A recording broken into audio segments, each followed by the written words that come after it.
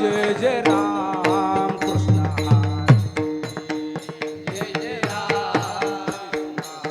हरी जय जय राम कृष्ण जय जय राम कृष्ण जय जय राम कृष्ण हरे जय जय राम कृष्ण हरे जय जय राम कृष्ण हरे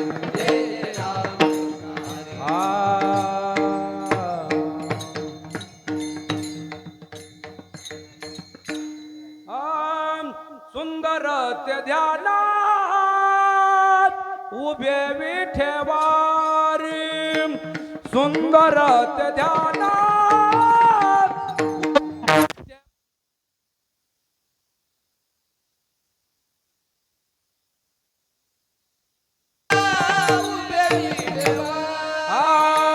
सुंदर ते ध्यानात विठेवारी सुंदर ते ध्यानात उभे विठेवारी सुंदर ते ध्यानात उभे विठेवारी सुंदर ते ध्यानात उभे विठेवारी कर कठेवारी ठेवून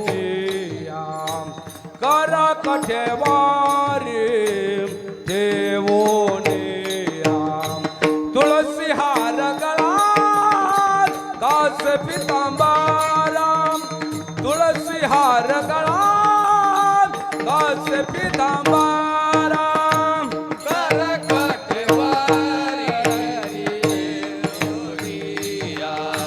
कर कठेवारी ठेवून तुळसी हार गळात कासे पितांबर तुळशी हार गळात कासे पितांबर आवड निरंतर येती ध्यान आवड निरंतर येती ध्यान आवड निरंतर येती ध्यान आवड निरंतर येती ध्यान येती ध्यान तुळसी हार गळात कास पितांबराम तुळसी हार गळात कास पितांबराम तुळशी हार गळात कासे पितांबर तुळसी हार गळात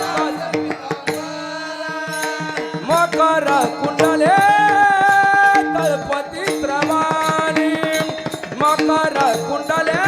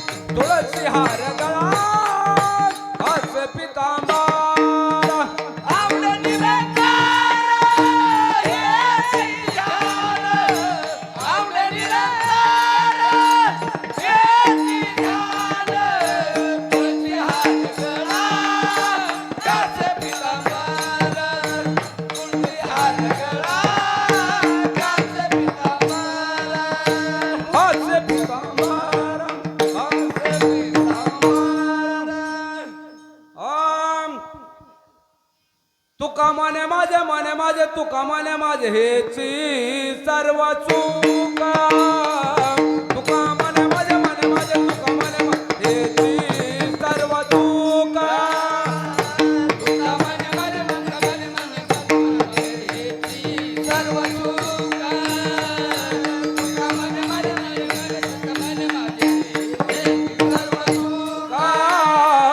तुका मन मन मन मन तुका मन माझे हेची सर्व चूका तुका माने माझे तुका माने हेची सर्व चूका तुका माने माझे तुका माने हेची सर्व चूका तुका मन मन मन तुका मन माझे हेची सर्व चूका तुका मन मन मन तुका मन माझे हेची सर्व चूका पहिलं त्रिमुख आवडीना पहिलं त्रिमुख आवडीना पहिलं त्रिमुख आवडीना पहिलं त्रिमुख आवडीना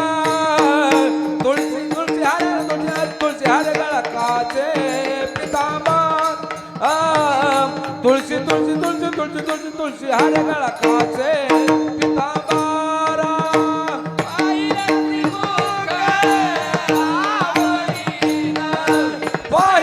त्रिमुख आवडीना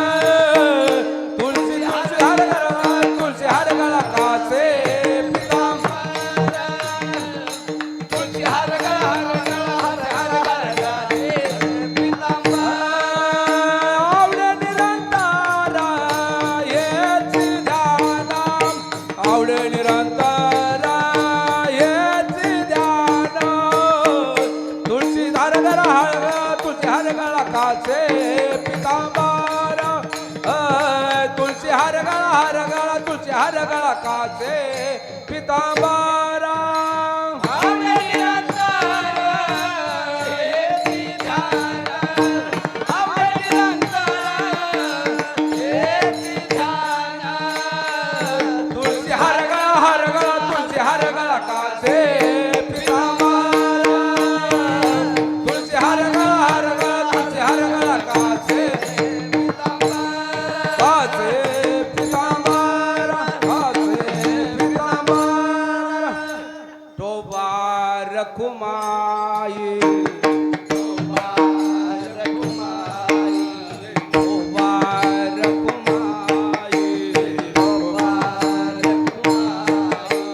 टोबा रखुमाई जय जय ठोबा रखुमाई जय ठोबा रखुमाई ठोबा रखुमाई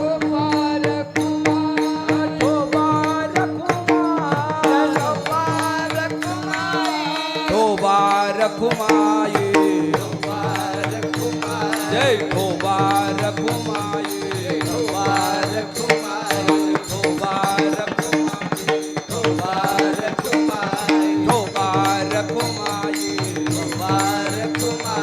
ठोबा रखुमाई ठोबा रखुमाई ठोबा रखुमाई जय ठोबा रखुमाई ठोबा रखुमाई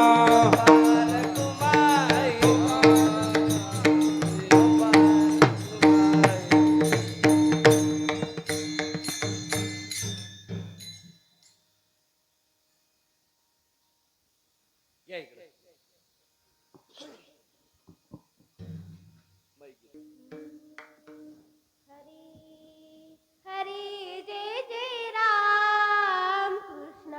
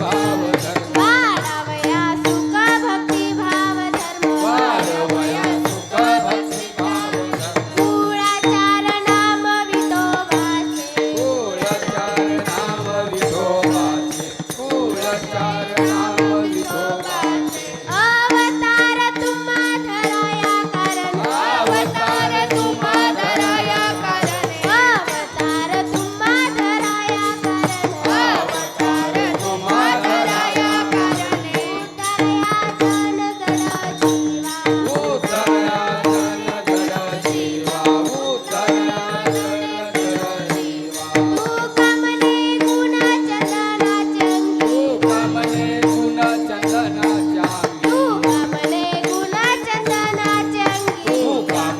गुण चंदनाचे अंगी ऐसे तुम्ही जगी संत जन ऐसे तुम्ही जगी संत ऐसे तुम्ही जगी संत अवतार तुम्हा धराया कारण अवतार तुम्हा धराया कारणे अवतार तुम्हा धराया कारण अवतार तुम्हा धराया कारणे उतरया जन गण जीवा उतरया जन जन जीवा उतरया जन जन जीवा विठोबा रखुमाई विठोबा रखुमाई विठोबा रखुमाई विठोबा रखुमाई विठोबा रखुमाई विठोबा रखुमाई विठोबा रखुमाई शोभा रखुमाई विठोबा रखुमाई शोभा रखुमाई विठोबा रखुमाई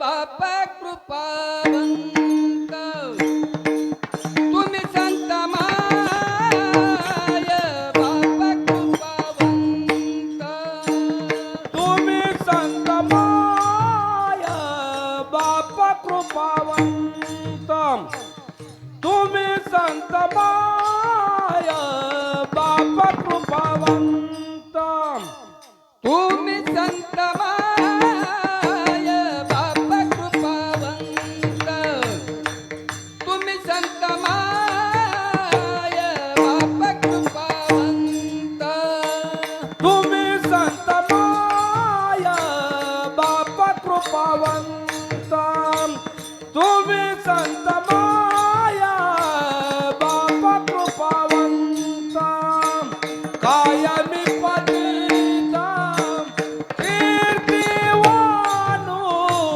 कायमी पतित अवतार तुम्हा धराया कारण अवतार तुम्हा धराया कारण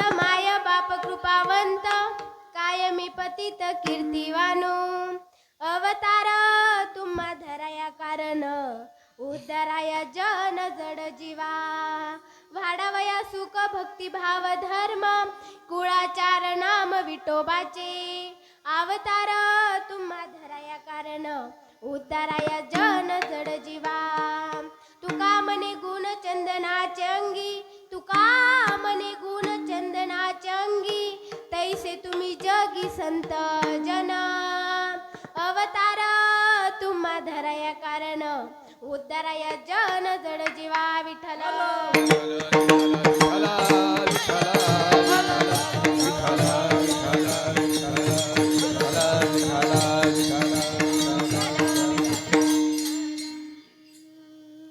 वक्रतुंड महाकाय सूर्यकोटी समप्रभ निर्विघ्नं कुर्मे देवा सर्वकार्येषु सर्वदा गुरुर्ब्रह्मा गुरुर्विष्णू गुरुर्देवो महेश्वरा गुरुर साक्षात् परब्रह्म तस्मै श्री गुरवे नमः मुखं करोति वाचालं पङ्गुं लङ्घयते गिरिं यत्कृपातमहं वन्दे परमानन्दमाधवम् ॐ कृष्णाय वासुदेवाय हरे परमात्मने प्रणतकेशनाशाय गोविन्दाय नमो नमः गोविन्दाय नमो नमः कर्पूरगौरं करुणावतारं संसारसारं भुजगेन्द्रहारं सदा वसन्तं हृदयारविन्दे भवं भवामि सहितं नमामि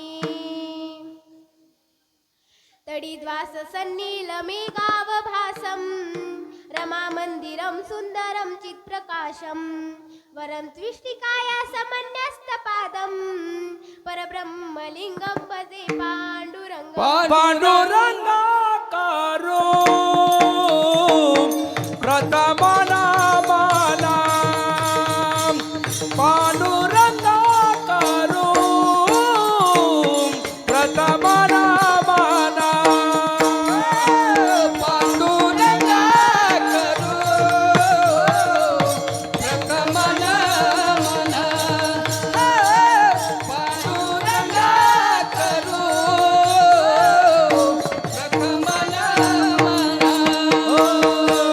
तू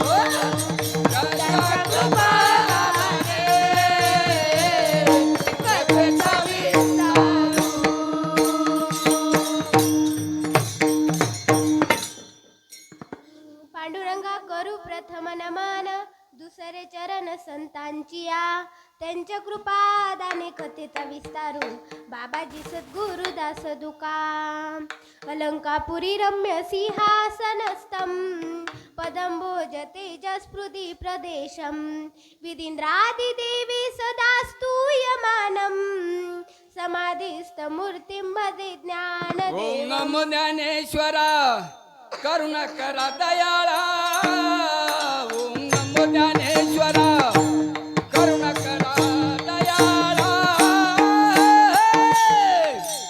तुमचा अनुग्रह लादलो हो तुमचा अनुग्रह लादलो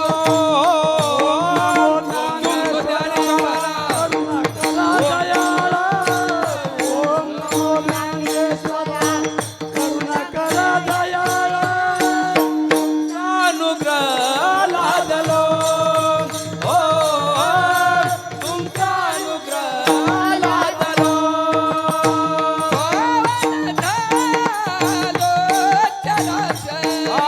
आय पावन झालो चराचरी ओम नमो ज्ञानेश्वरा करुणा करा दयाळा ओम नमो ज्ञानेश्वरा करुणा करा दयाळा तुमचा अनुग्रह लादलो तुमचा अनुग्रह लादलो हो तुमचा अनुग्रह लादलो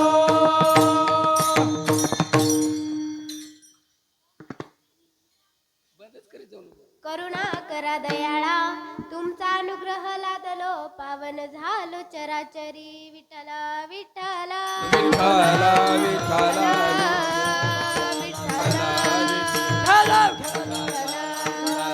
विठ्ठल विठ्ठल विठ्ठल तुम्ही संत माय बाप कृपावंत कायमी पतित कीर्तिवानू अवतार तुम्हा धराया कारण उद्धाराया जन जड जीवा प्रस्तुत प्राप्त प्रसंगी प्राप्तस्थई कीर्तन रूपी सेवेकरता निवडलेला अभंग सकल कंठभूषण संत हृदय सम्राट अनंत कृपासागर भगवत पूज्य पाद विश्व वंदनीय विश्व उद्धारक विश्व कल्याणकार मूर्ती श्री संत श्री देहू निवासी जगद्गुरु तुकोबराय यांचा तुमच्या आमच्या परिचयातील उत्कृष्ट असा उपदेशपर प्रकरणातील अभंग आहे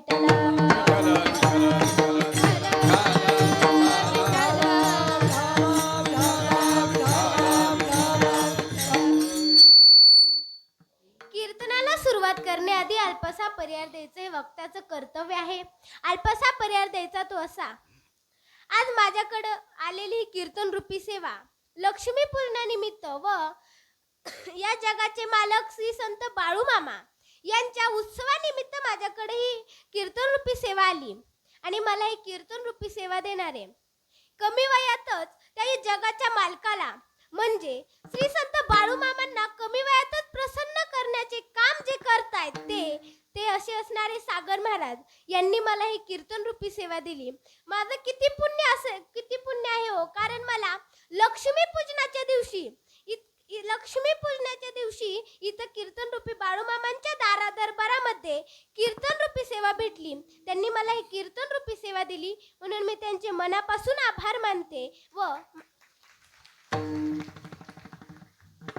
माझ्या कीर्तनाला साथ करणारे पकवाजाचार्य, पेटी मास्तर आजोबा, गायनाचार्य, भजनी मंडळ, श्रोते मंडळी, तुम्ही सर्वांचे आभार मानते व जन्मदाते आई वडिलांच्या चरणी, बाळूमामांच्या चरणी, महादेवाच्या चरणी नतमस्तक होते. व मी माझ्या सेवेला पूर्णविराम द्यायचा का सुरुवात करायची? नाही, जागे का चेक करत होते? जागेत ना तुम्ही? सुरुवातच करायची ना नक्की? सुरुवात करते. विठ्ठल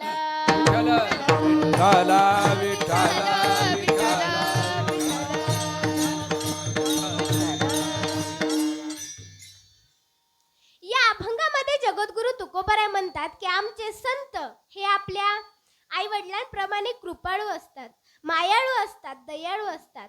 जसे आपले आई वडील आपल्यावर प्रेम करतात ना, कृपा करतात ना, तसेच हे संत आपल्यावर प्रेम करत असतात, कृपा करत असतात. म्हणून असे हे कृपावंत संतांची आगाध कीर्ती आहे.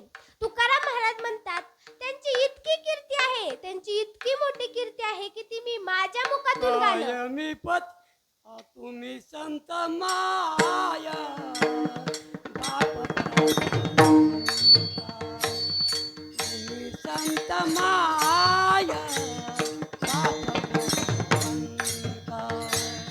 तुम्ही संत माय बाप कृपावंत तुम्ही संत माय बाप कृपावंत संत माया बाप कृपावंत तुम्ही संत माया बाप कृपावंत तुम्ही संत माय बाप कृपावंत तुम्ही संत माय बाप कृपावंत कायमी पतिता कीर्तिवानो कायमी पतित कीर्तिवानो अवतार तुम्हा दराया काना अवतार तुम्हा दराया काना कायमी पतित कीर्तिवान कायमी पतित कीर्तिवान अवतार तुम्हा धराया कारण अवतार तुम्हा धराया कारण तुकाराम महाराज म्हणतात की त्यांची कीर्तीच इतकी मोठी आहे की ती मी माझ्या मुखातून गाणं अशक्य आहे. असे एक कीर्तिवान संत तुम्हा जड जीवांचा उद्धार करण्याकरिता या मृत्यू लोकामध्ये वारंवार जन्म घेत असतात. मृत्यू लोकामध्ये भक्तिभाव वाढावा, कुळाचार वाढावा, भागवत धर्म चाडावा, त्या विठ्ठलाविषयी प्रेम वाढावं म्हणून ते जन्म घेत असतात. जसं चंदन स्वतः झिजतं आणि या जगाला सुगंध देतं, तसेच हे संत स्वतः झिजतात आणि या जगाला सुगंध देतात. याचा सरळ अर्थ असा आहे की त्या गुण मार्गदर्शनाने ते या जगाचं कल्याण करत असतात. विठ्ठल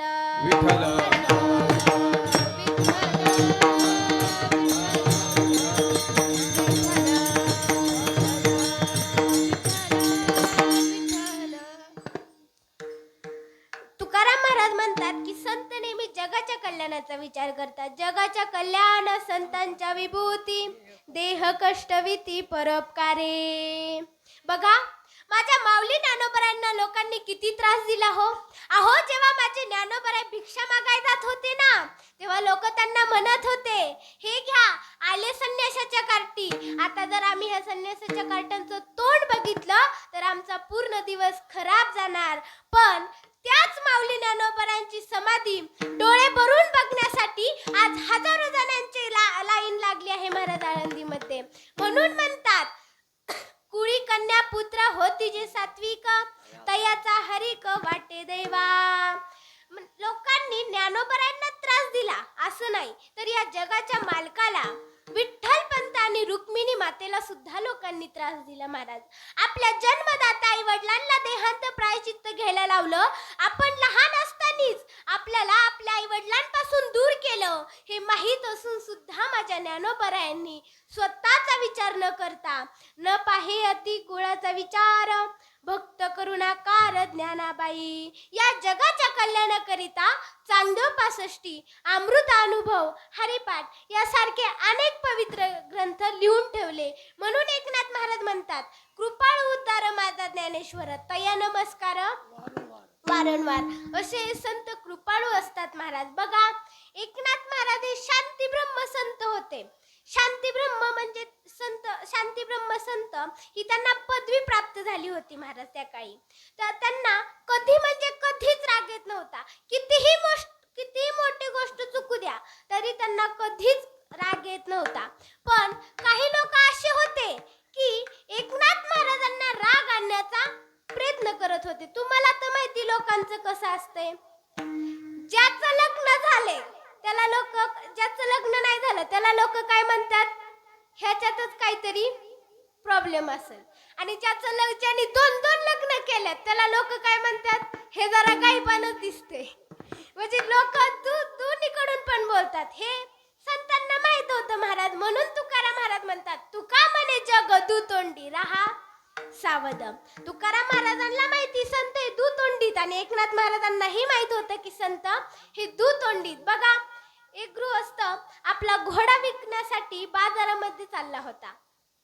मग तो आपल्या मुलासोबत घोडा आणि मुलाला घेऊन बाजारामध्ये निघाला. मग रस्त्याने जात असताना त्याच्या गावातले त्याला काही गृहस्थ भेटले आणि म्हणले, का रे बाबा, हा घोडा तुझाच आहे ना? तो म्हणला, हा माझा स्वतःचा घोडा आहे, पण मी हा आज विकण्याकरिता घेऊन चाललोय.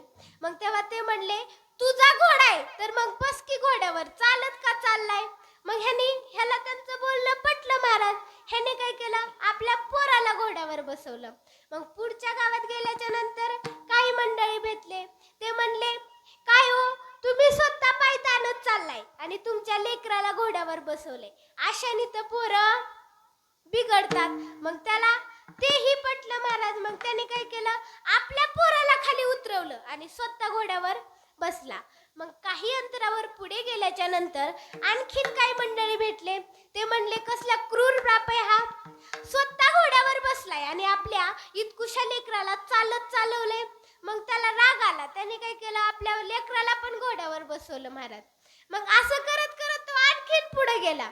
मग पुढे गेल्याच्या नंतर 2-3 माणसं त्याच्यापाशी आली आणि म्हणली, का हो काका, तुम्ही हा घोडा कुठे घेऊन चाललात?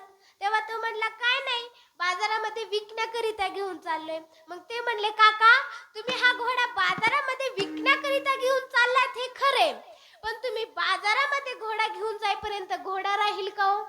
ते काका म्हणले, का नाही राहणार? ते म्हणला, अहो काका, तुम्ही दोघं जण त्या घोड्यावर बसलात. मग तेव्हा काकांना हेही म्हणणं पटलं.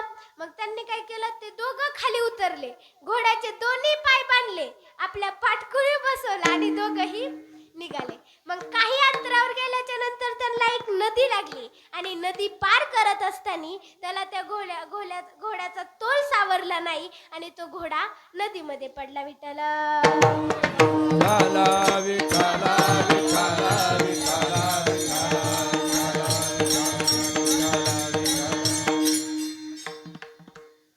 म्हणजे बघा, त्यांनी लोकांचं ऐकलं म्हणून त्याचा नफा तर झालाच नाही, पण तोटा मात्र नक्कीच झाला. मग हे संतांना माहिती की लोक हे आपल्या फायद्याचं सांगतच नाहीत. सांगतात ते कोण आपल्या फायद्याचं सांगतात? संत आपल्या फायद्याचं सांगतात. संत आपल्या हिताचा विचार करतात महाराज. हे एकनाथ महाराजांना माहित होतं, म्हणून लोकांनी कितीही एकनाथ महाराजांना राग आणण्याचा प्रयत्न केला तरी सुद्धा एकनाथ महाराजांना राग काय आला नाही. येवन अंगावरी येऊनी थुंकला, प्रसाद देऊनी मुक्त केला. बघा, एकनाथ महाराजांचा एक वेळेसचा सुंदर असा प्रसंग आहे. एकदा एकनाथ महाराज आंघोळ करण्याकरिता नदीवरती गेले होते. मग एका गृहस्थाने ठरवलं की आज काही झालं तरी मी एकनाथ महाराजांना राग आणणार म्हणजे आणणारच. मग एकनाथ महाराज ज्या झाडाखालून आपल्या घरी जात होते ना, तो गृहस्थ त्या झाडावरती बसला, त्या झाडावरती पान खात बसला. मग एकनाथ महाराज दररोजच्याच प्रमाणे आंघोळ करून आपल्या घरी जाऊ लागले.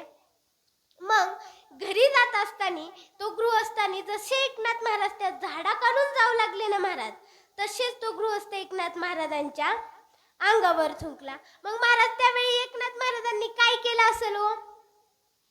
त्यावेळेस एकनाथ महाराजांनी काहीही न बोलता कोण आपल्या अंगावर थुंकले हेही न बघता एकनाथ महाराज पुन्हा नदीवर गेले आणि पुन्हा आंघोळ करून घरी जाऊ लागले. मग याच्याच जागेवर जर आपण असतो तर आपण काय केलं असतं महाराज?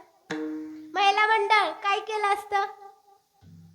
बोला, काय केलं असतं तुम्ही? जर तुमच्या जर शेजारीने तुमच्या सोबत असं केलं असतं तर तुम्ही काय केलं असतं? बोलत चला, काय केलं असतं? भांडणं केली असती. तुम्हाला तर माहिती बायकांची भांडणं कशी असतात. भांडणं 2 जणीची असतात आणि ऐकायला सगळ्या गावातल्या बाया गोळा होत्यात. विठ्ठल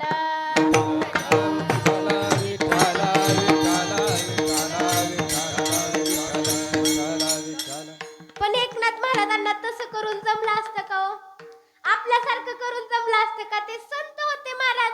एकनाथ महाराज पुन्हा नदीवर गेले, पुन्हा आंघोळ केली आणि पुन्हा त्या झाडाखालून जाऊ लागले. पुन्हा तो गृहस्थ त्यांच्या अंगावर थुकला.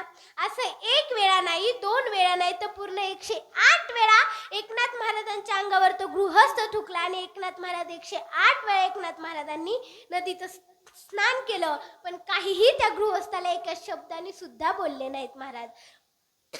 विठ्ठल विठ्ठल विठ्ठला विठ्ठला विठ्ठला विठ्ठला विठ्ठला विठ्ठला. म्हणून बघा एकनाथ महाराज किती कृपावंत होते हो, किती शांत ब्रह्मसंत होते. मग त्यावेळेस शेवटी त्या गृहस्थाचं एकनाथ महाराजांच्या अंगावर थुंकून थुंकून तोंड दुखायला लागलं. मग शेवटी तोच गृहस्थ बिचारा कंटाळला आणि एकनाथ महाराजांना शरण आला आणि एकनाथ महाराजांची माफी मागू लागला. एकनाथ महाराजांना म्हणू लागला की महाराज माझं चुकलं, मी तुम्हाला ओळखाय चुकलो, मला माफ करा. तुम्ही खरंच शांती ब्रह्मसंत आहात, तुम्हाला ही पदवी अशी तशी भेटलेली नाही. मग तेव्हा एकनाथ महाराजांनी काय उत्तर द्यावं महाराज त्याला? तो गृहस्थ आपल्या अंगावर 108 वेळा थुंकून त्याच्यामुळं आपल्याला 108 वेळा गंगेचं स्नान करावं लागलं, तरी सुद्धा एकनाथ महाराज त्याला म्हणले, अरे बाबा तू कसली माझी माफी मागतोयस? खरं तर मी तुझे उपकार मानले पाहिजे, कारण तुझ्यामुळं मला त्या पवित्र गंगेचं 108 वेळा स्नान घडलं. मग किती कृपावंत संत होते महाराज ते. म्हणून जीवनामध्ये अशा कृपावंत संतांची संगत असणं फार गरजेचं आहे. संतन की संग लाग रे तेरी अच्छी बनेगी, संतन की संग लाग रे तेरी अच्छी बनेगी. संतन की संग लाग रे तेरी अच्छी बनेगी. संतन के संग लाग रे तेरी अच्छी बनेगी. अच्छी बनेगी तेरी बिगड़ी बनेगी. अच्छी बनेगी तेरी बिगड़ी बनेगी. अच्छी बनेगी तेरी किस्मत जगेगी. अच्छी बनेगी तेरी किस्मत बनेगी. अच्छी बनेगी तेरी बिगड़ी बनेगी. अच्छी बनेगी तेरी बिगड़ी बनेगी. अच्छी बनेगी तेरी किस्मत जगेगी. अच्छी बनेगी तेरी किस्मत बनेगी. जाग सके तो जाग सके तो जाग सके तो जाग रे तेरी अच्छी बनेगी. जाग सके तो जाग रे तेरी अच्छी बनेगी. जाग सके तो जाग रे तेरी अच्छी बनेगी. जाग सके तो जाग रे तेरी अच्छी बनेगी. संतन की संग लाग रे तेरी अच्छी बनेगी. संतन की संग लाग रे तेरी अच्छी बनेगी. संतन के संग लाग रे तेरी अच्छी बनेगी. संतन के संग लाग रे तेरी अच्छी बनेगी. तेरी अच्छी बनेगी. आपण जर जीवनामध्ये संतांची संगत केली ना तर आपण चांगल्या मार्गाने जातो. संतांची संगती मनमार्ग गती, 11वा श्रीपती येणे पंते. बघा म्हणून तुकाराम महाराज म्हणतात की तुम्ही संत माय बाप कृपावंत. बघा या जगाचे मालक श्री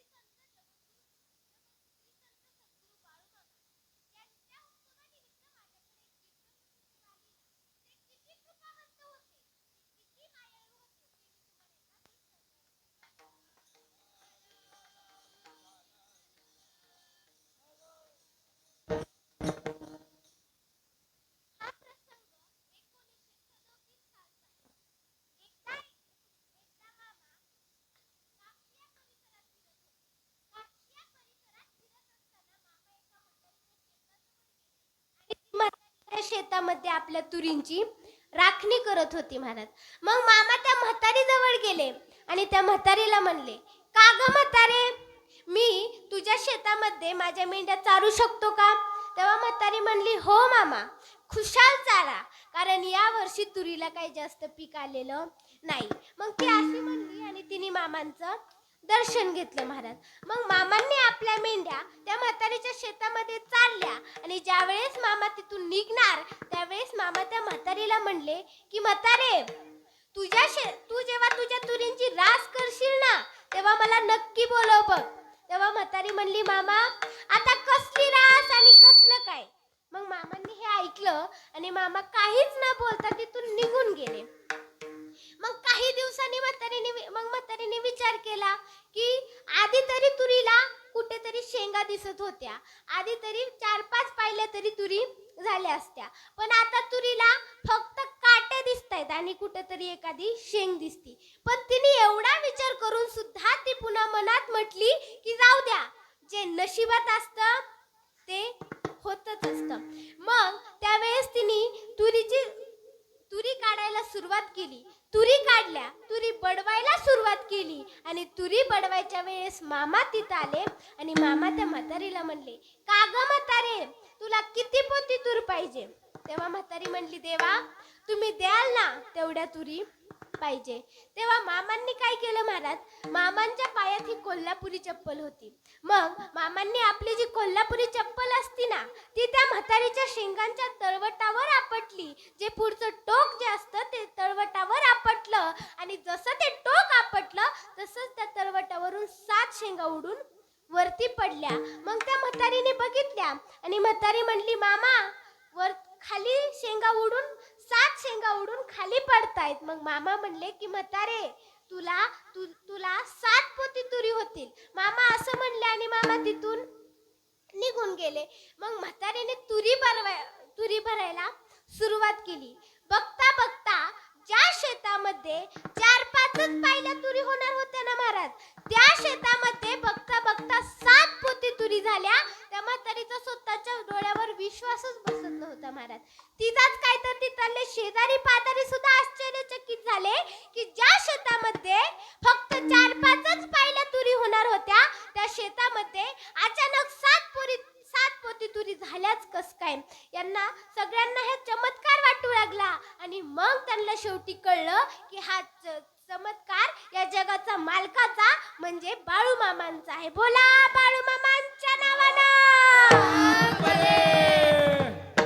विठ्ठला विठ्ठला विठ्ठला विठ्ठला विठ्ठला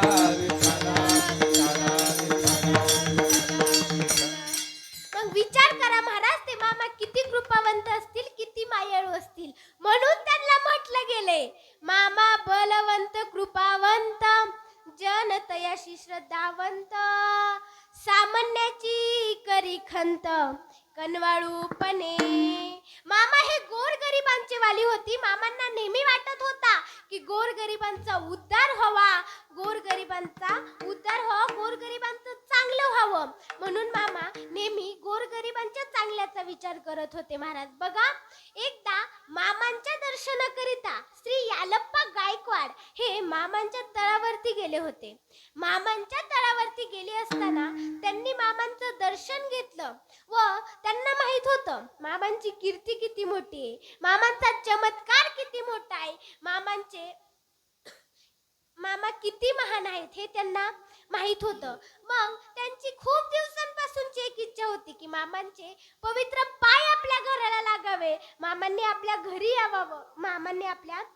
यावं. मग त्यांची खूप दिवसांपासूनची इच्छा, मामांचेच एक जवळचे भक्त होते, ते त्यांचे गायकवाडांचे मित्र होते. मग त्या गायकवाडांनी आपली ही खूप दिवसांपासूनची इच्छा मामांना सांगितली व ते मामांना सांगितली. मग मामा गायकवाडांच्या घरी जायला तयार झाले. बघा महाराज, आपल्यालाही चाहूल असते की नाही त्या देवाने आपल्या घरी यावं, आपल्यालाही चाहूल लागलेली असते की नाही. कशी लागलेली असते बघा बरं. उमटल पाऊल लागली चाहूल, उमटल पाऊल लागली चाहूल, मामा तुम्ही येन केलं हो चोपेवाडीला, मामा तुम्ही येन केलं हो, तुमच्या येण्यानं जीवनाचं सोनं झालं हो, तुमच्या येण्यानं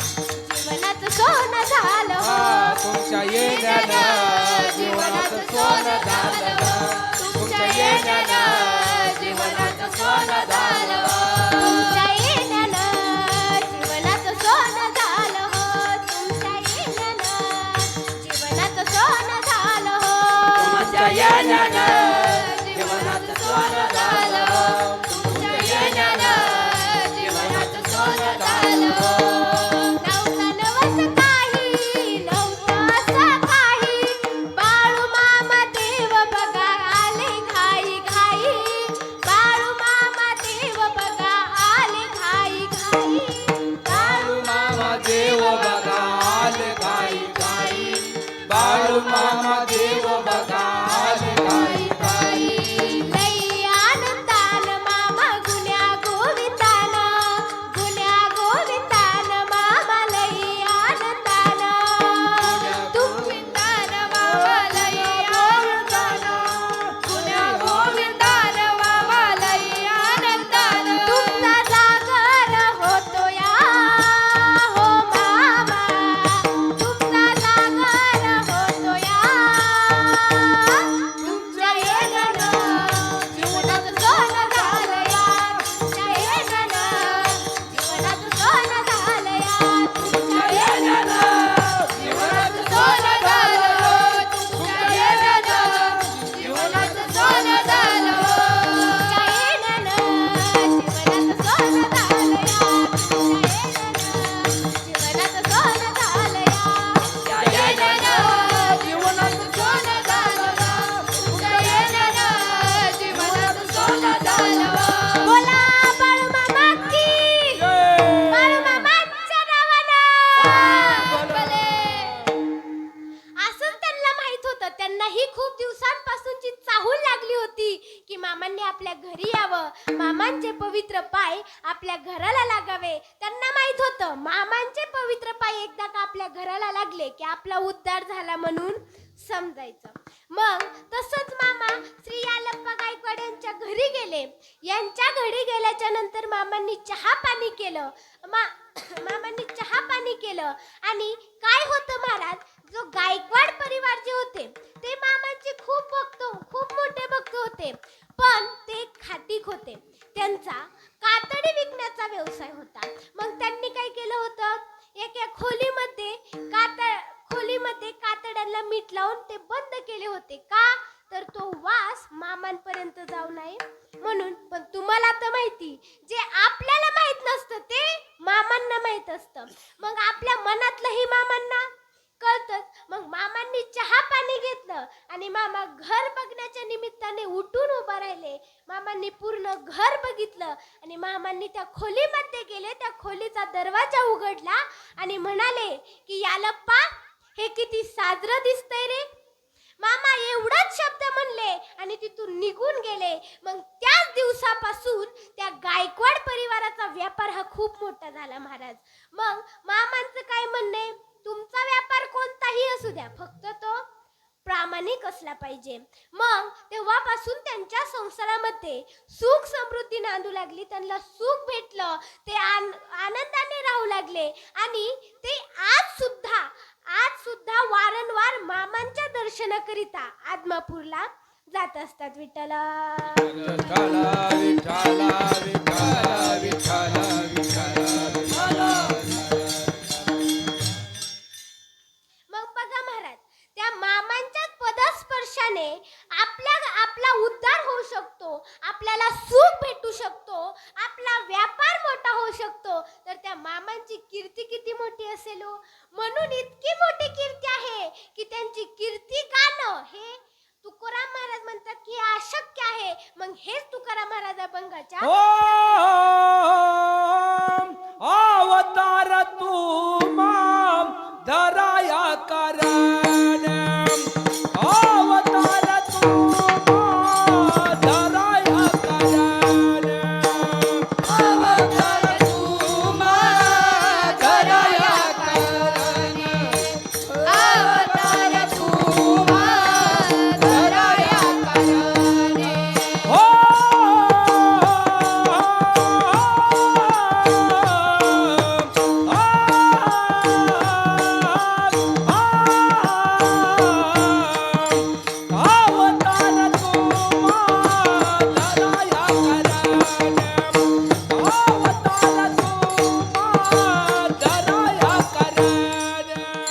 तुम्ही संत माय बापा, तुम्ही संत माय बाप.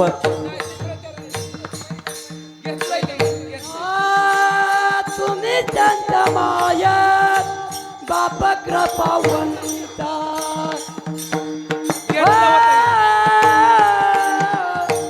तुम्ही संत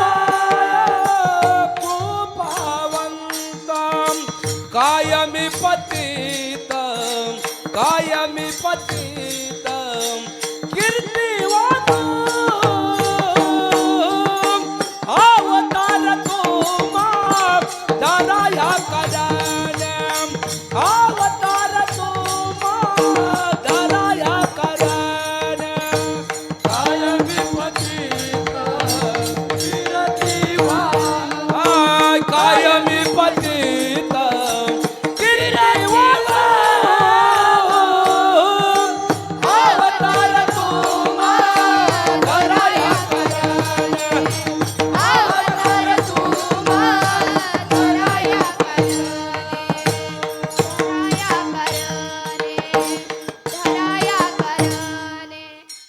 तुम्ही संत माय बाप कृपावंत, कायमी पतित कीर्तिवानू. ते संत त्या संत इतके कृपावंत आहेत की जसे आपले आई वडील असतात ना, तसेच ते संत असतात. म्हणून तुकाराम महाराज म्हणतात की ते संत आपल्या आई वडिलांप्रमाणेच असतात, नेहमी आपल्या हिताचा विचार करतात.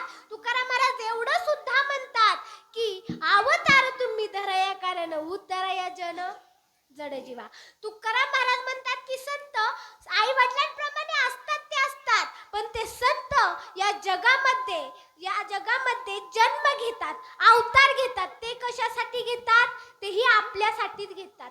आपला उद्धार करण्यासाठीच ते संत या जगामध्ये अवतार घेतात. आपण त्या संतांना कितीही त्रास दिला ना महाराज, तरी ते संत शेवटी आपल्याच हिताचा विचार करतात, आपल्याच कल्याणाचा विचार करतात. बघा, एकदा नामदेव महाराज हे भिक्षा मागून खात होते. नामदेव महाराज ज्या गावामध्ये राहत होते ना, त्या गावामध्ये दररोज भिक्षा मागायला जात होते. ते भिक्षा मागायला जात असताना त्या गावातल्या सगळ्या बायका त्यांना भिक्षा देत होत्या. पण त्याच्यात एक बाई अशी होती महाराज की ती कितीही नामदेव महाराजांनी भिक्षा मागितली, कितीही वेळ तिच्या दारावर थांबले ना, तरी ती कधीच त्यांना भिक्षा देत नव्हती. नामदेव महाराज दारावर आले आणि म्हटले, भिक्षाम देई माई. तर ती म्हणायची, मी कपडे धुते, मी भांडी घासते, अशी कामं आहेत, अशी ती सांगायची व नामदेव महाराजांना भिक्षा न देता दारातून लावत होती. मग एक दिवशी नामदेव महाराजांनी ठरवलं की आज मी या गावातल्या बायकांची भिक्षा घेणार नाही, पण ह्या बाईची भिक्षा मात्र नक्कीच घेणार. मग नामदेव महाराजांनी काय केलं, पहिलं त्या बाईच्या दारावर गेले आणि तिच्या दारावर जाऊन म्हणले, भिक्षाम दे माय. मग ती काय करत होती, चूल जी असती ना, चूल माहिती ना बायांनो, आजकाल चुलीचा वापर हा कमी झालाय, म्हणून म्हणलं चूल पण माहिती का नाही, माहिती ना. मग ती चूल जी असती ना, त्या चुलीला पोतारा देत होती महाराज ती. मग तसंच नामदेव महाराज तिथे गेले, ती म्हणली मी कामात आहे. मग नामदेव महाराज थोडा वेळ तिथंच थांबले, पुन्हा म्हणले, भिक्षाम दे माय. मग पुन्हा तिला राग आला आणि पुन्हा ते पोतारा देण्याचं जे कापड असतं ना, तेच ती रागात बाहेर आली आणि तिने ते नामदेव महाराजांच्या अंगावर फेकलं. जसं तिने ते कापड नामदेव महाराजांच्या अंगावर फेकलं ना महाराज, तसंच नामदेव महाराजांनी ते कापड उचललं. त्या बाईला काहीही न बोलता नामदेव महाराजांनी ते कापड घेतलं, नदीवर गेले, ते कापड स्वच्छ असं पाण्याने धुतलं, त्या कापडाचे छोटे छोटे तुकडे केले आणि त्या कापडाच्या तुकड्यापासून छोट्या वाती केल्या आणि त्या वाती त्या गावातल्या महादेवाच्या मंदिरात लावल्या. त्या वातींचा सुंदर असा प्रकाश त्या ठिकाणी पडला महाराज. मग त्यावेळी त्या बाईनी आपल्या अंगावर पोतारा फेकून सुद्धा माझ्या नामदेव महाराजांनी देवाकडे काय मागणं मागावं. नामदेव महाराज म्हणले की हे देवा, जसं या वातींचा लख प्रकाश तुझ्या दरबारात पडलाय ना, तसाच लख प्रकाश त्या मातेच्या डोक्यामध्ये पडू दे विठ्ठला. विठ्ठला विठ्ठला विठ्ठला विठ्ठला विठ्ठला विठ्ठला. बघा महाराज, त्या बाईंनी नामदेव महाराजांना त्रास देऊन सुद्धा शेवटी लोकांनी देवाकडे त्या बाईसाठी मागणं मागितलं, पण आपलं कसं आहे हो? आपण दुसऱ्यासाठी मागणं मागायचं तर सोडूनच देतो, पण दुसऱ्याचं चांगलं झालं की लगेच आपल्या पोटात दुखतं महाराज. बघा, एक गृहस्थ डॉक्टरांकडे गेला आणि डॉक्टर म्हणला, डॉक्टर लई दिवस झाले माझ्या पोटात दुखतंय आणि इतकं पोटात दुखतंय काय सांगायचंच माप नाही. डॉक्टर म्हणले, अरे बापरे, कस काय दुखतंय, कशामुळे दुखतंय? डॉक्टर विचारतातच नाही. आमच्याकडचे तर विचारतात, तुमच्याकडचे विचारतात ना? विचारतात का? झोपले की काय विचारतात ना?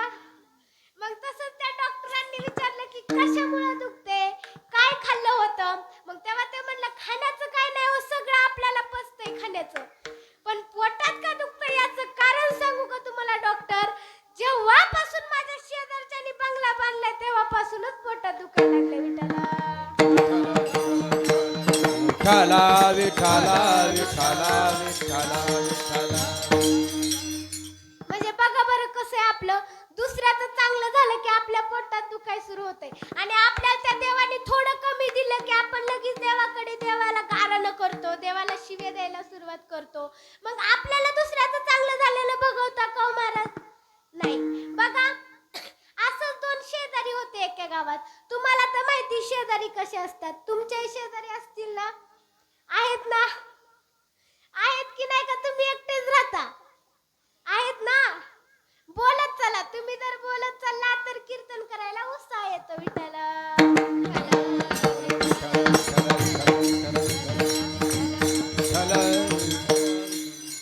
तसेच दोन शेजारी होते. तुम्हाला तर माहिती, शेजाऱ्यांपेक्षा शेजारणींची जास्त मजा असते महाराज. एकीच्या नवऱ्याने हिला 1 तोळ्याचं घंटल आणलं महाराज. मग आता हिने तो घालून गप्प बसाव का नाही? जशी आता दिवाळी साजरी चालू आहे ना, जशी दिवाळी चालू आहे ना, तशीच तिथं पण दिवाळी होती आणि दिवाळी निमित्त तिच्या नवऱ्याने तिला आणला होता 1 तोळ्याचा घंटल. मग तिने गप्प बसाव का नाही? पण बायकांची एक लय खराब खोड महाराज, ती गेली शेजारणीकडं. जशी बिचारा नवऱ्याने तिला इतका मोठा 1 तोळ्याचा सोन्याचा घंटल आणला, बिचाराला जेवायचं का म्हणून सुद्धा विचारलं नाही. जशी घंटल आणला तशी गेली शेजारणीकडं. शेजारणीला म्हणली, हे बघ, माझ्या नवऱ्याने मला दिवाळीसाठी 1 तोळ्याचा घंटल आणला. तुझ्या नवऱ्याने काय आणलं तुला दिवाळीला? आणली असन 500 रुपयाची साडी. गप्प बसाव का नाही महाराज? मग तशी ती अशी बोलली, जसं घंटल बघितला तसं हिच्या लागलं पोटात दुखाय. हिची गेली तळपायच्या आग मस्तकाला. बिचारी उंबरट्यातच नवऱ्याची वाट बघू लागली. लाटणं घेतलं हातात, बिचारा नवरा आला. नवऱ्याने बघितलं, नवऱ्याने लांबून बघितलं, अरे वा, बायको तर स्वागत करीत दारातच उभी. नक्की इतका काय आनंद झालाय तिला. पण जवळ येऊन बघितलं तर काय, बायकोच्या हातात होतं लाटणं. त्याला वाटलं आता पाऊस पडणार, पण तो आठवायला लागला, आपण नक्की चुकी काय केली बाबा, बायकोने हातात लाटणं घेतलंय आज. मग बिचारा घाबरत घाबरत आला. म्हणला, काय झालं ग बायको, इतकी रागात का आहेस? ती म्हणली, काय नाही झालं, शेजारणीच्या नवऱ्याने बघा किती प्रेम करतो तिच्यावर. तिला 1 तोळ्याचं घंटल आणला. तुम्ही काय आणलं मला लग्न झाल्यापासून? एक साडी सुद्धा आणली नाही. तुम्हाला तर माहिती, सगळ्या बायकांचा एक फेमस डायलॉग आहे. कोणता डायलॉग आहे? महिला मंडळ सांगता का? महिला मंडळ नाही सांगणार, पुरुष मंडळ तुम्ही सांगा. का कोणता डायलॉग आहे? मी होते म्हणून टिकले, दुसरी असती तर कधीच गेली असती. मग तशीच ती म्हणली, मी होते म्हणून टिकले, दुसरी असती तर कधीच गेली असती. बिचाराला इतकी भांडली, बिचाराला घरात सुद्धा येऊन दिलं नाही. बिचारा तसा, ह्याला वाटलं आता आपण जर घरात गेलो तर सुखाने जेवण सुद्धा करून देणार नाही. बिचारा तसा सोनाराच्या दुकानात गेला, 1 तोळ्याच्या ऐवजी 2 तोळे सोनं आणलं. बिचाराने दिवाळीला कपडे सुद्धा घेतले नाहीत महाराज. बायकोच्या बेन तिला 2 तोळे सोनं आणलं आणि पुन्हा आता हिने गप्प बसाव का नाही? इतका नवऱ्याने 2 तोळे सोनं आणलंय, हिने त्याला जेवण न देता ही गेली दुसरीकडं. म्हणली, बघ गे, तुझ्या नवऱ्याने 1 तोळा आणलं तर माझ्या नवऱ्याने 2 तोळा आणलं. विठ्ठला विठ्ठला विठाला विठाला विठाला विठाला विठाला विठाला. मग तसेच 2 शेजारी होते महाराज. ह्यानी 1000चं काय आणलं की हा 2000चं आणायचा आणि ह्यानी 1 गाडी आणली तर हा 2 गाड्या आणायचा. पण कमी काय नव्हतं. मग दिवशी काय झालं, 2-3 दिवस झाले एकाचं नाव होतं रामा आणि एकाचं नाव होतं श्यामा. 2-3 दिवस झालं रामाला श्यामा काही दिसलाच नाही महाराज. मग श्यामाने विचार केला, अरे हा रामा नक्की कुठे गेला असेल, दुसऱ्या बिसऱ्या शहरात गेला की काय कमवायला, ह्यानी जर माझ्यापेक्षा जास्त कमवलं तर. मग त्यांनी विचार केला. तो म्हणला नाही नाही, आता एक वेळ उपाशी राहिलं तरी चालेल पण श्यामाला शोधून काढायचंच. मग बिचारा निघाला श्यामाला शोधण्याकरिता महाराज. मग श्यामाला शोधत शोधत पूर्ण गावभर शोधलं पण त्याला श्यामा काही शोधला नाही. मग तो गेला महादेवाच्या मंदिरात महादेवाला प्रार्थना करण्यासाठी की महादेवा, मला माझा मित्र म्हणजेच दुश्मन, मला माझा दुश्मन दिसू दे. मग तिथं जसा गेला तसं त्याला दिसलं की आपला मित्र जो आहे श्यामा शेजारी, तो महादेवाची तपश्चर्या करत बसलाय. मग ह्याने काय केलं महाराज, हा पण तपश्चर्याला बसला. आणि तुम्हाला तर माहिती महादेव किती भोळे दैवत आहे तो. मग महादेव लगेच त्याला प्रसन्न झाले आणि म्हणले, तथास्तु, बोल भक्ता, काय पाहिजे. तेव्हा रामाने विचार केला की मी किती जरी मागितलं तरी हा श्यामा माझ्यापेक्षा जास्तच मागणार आहे. मग मी काय करतो, महादेवाला आधी श्यामाकडेच पाठवतो, मग त्यांनी मागितल्यावर त्याच्यापेक्षा दुप्पट मागता येईल. ह्याने आज असा विचार केला. तो महादेवाला काय म्हणला, महादेवाला हे कारण नाही बरं का सांगितलं महाराज त्यांनी. तो काय म्हणला, महादेवा, तो श्यामा बिचारा 2-3 दिवस झालं तपश्चर्याला बसलाय, तुम्ही काय करा, त्याला जे पाहिजे ते देऊन या. पण खरी माया होती का ह्याची, सांगा, खरी माया होती का.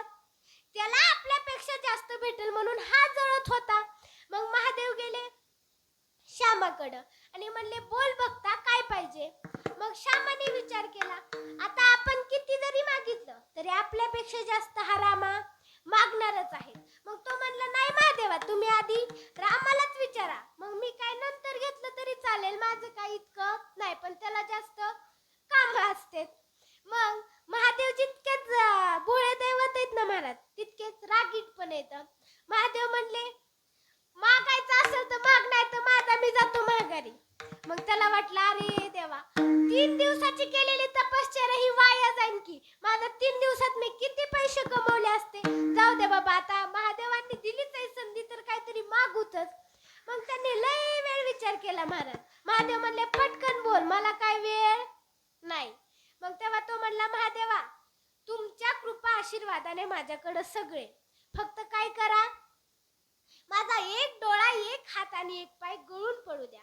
मग महादेवाला काय करायचं होतं महाराज, महादेवाला माहिती की कोणत्या भक्ताच्या मनात खरा भाव आहे आणि कोणत्या भक्ताच्या मनात खोटा भाव आहे. महादेवाला माहिती होतं हे फक्त स्वार्थासाठी तिथं तपश्चर्याला बसले. महादेव त्याला तथास्तु म्हणले आणि गेले निघून रामाकडं. रामाला म्हणले, बोल तुला काय पाहिजे. मग तेव्हा तो रामा म्हणला, महादेवा, जे तुम्ही श्यामाला दिले ना त्याच्यापेक्षा दुप्पट मला द्या. मग महादेव ह्याला तथास्तु म्हणले आणि ह्याचे दोन्ही हात, दोन्ही पाय, दोन्ही डोळे गळून पडले. विठ्ठला विठ्ठला विठ्ठला विठ्ठला विठ्ठला विठ्ठला